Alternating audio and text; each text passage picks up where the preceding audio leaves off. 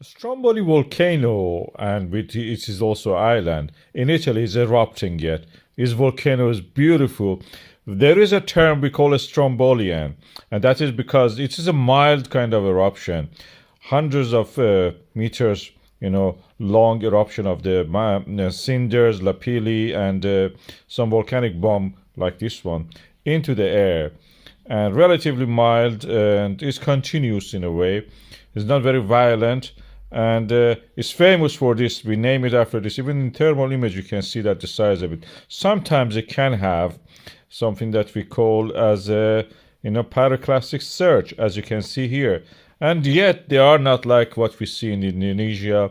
They're relatively safer than that. Of course, if you be on the course of it, it will be dangerous, but not as much. They don't travel long distance. The island is small, although it has settlements on the other side. You can go actually have your meal, take a room, just sleep there. This this side of it is the volcano. From the other side, you can come and have a look. It's part of the Mediterranean, subduction of the African continent under the Eurasian plate, closing down the remnants of the Tethys Ocean, as you can see here, or Tyrrhenian Sea, what is it called now? It's an island, and there are models of it built now. I wish they were commercially available when I was in Italy to get this. These are beautiful. I would pay anything for these models of the Stromboli Island.